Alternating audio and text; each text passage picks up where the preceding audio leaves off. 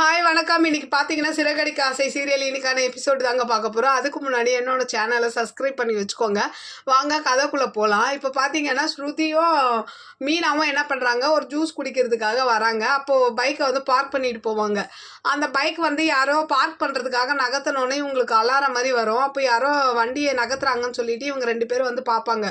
அப்போ அது ஒரு இந்த மாதிரி இந்த பைக்கில் வந்து இப்படி ஒரு இது இருக்குன்ற மாதிரி சொல்லுவாங்க. அது ஏதோ ஒரு அட்வர்டைஸ்மெண்ட் மாதிரி தான் எனக்கு தெரிஞ்சிச்சு. அடுத்த சீன் பார்த்தீங்கன்னா மீனாவும் அவங்க அம்மாவும் வந்து கிச்சனில் சமைச்சிக்கிட்டு இருக்காங்க. ஏன்னா வந்து மீனா வீட்டுக்கு வந்ததுக்காக அண்ணாமலை எல்லாருக்கும் விருந்து வைக்கிறேன்னு சொல்லியிருப்பார் இல்லையா, அதனால அவங்க ஃப்ரெண்டு பரசுராமன், அப்போ விஜயா ஃப்ரெண்டு வந்து பார்வதி, அப்புறம் மீனா அவங்க தம்பி, அவங்க தங்கச்சி, அப்புறம் ஸ்ருதி, இவங்க எல்லாருமே வந்திருக்காங்க.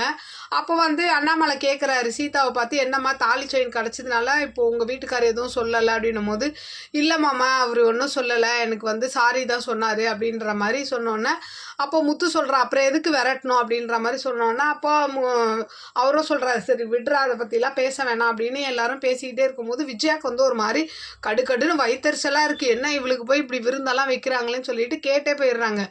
ஆமாம், இந்த விருந்துக்கு வந்திருக்கீங்களே, முதல்ல இவனா படித்தா பட்டம் வாங்கிட்டு வரா விருந்து வைக்கிறதுக்கு அப்படின்ற மாதிரி கோவப்படுறாங்க.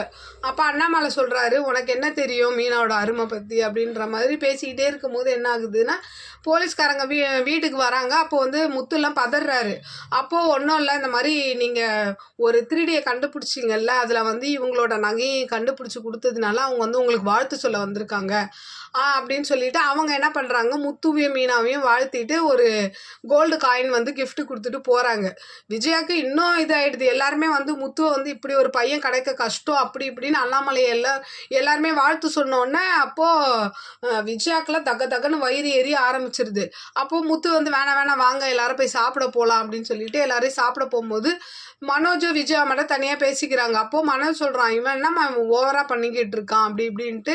இப்போ இதுக்கெல்லாம் காரணம் யாருன்னா ரோகிணி தான். இவ எந்த மீனாவை நான் வெளியில் அனுப்பிச்சிட்டு தலை நிமிர்ந்து நின்னுனோ அதே மீனாவை இப்போ ஆரத்தி எடுத்து வீட்டுக்குள்ளே கூட்டிகிட்டு வந்து நான் தலை குனிஞ்சு நிற்கிறேன்ற மாதிரி விஜயா ஒரு மாதிரி கோவமாக பேசினோன்னே அப்போ மனோஜ் சொல்கிறான், அப்போ அந்த ரோகிணி நம்ம ஏதாவது பண்ணணும்னு சொல்லிட்டு ரோகிணிக்கு ஃபோன் போட்டு ஷோரூமுக்கு எங்கேயோ வர சொல்லியிருப்பான்.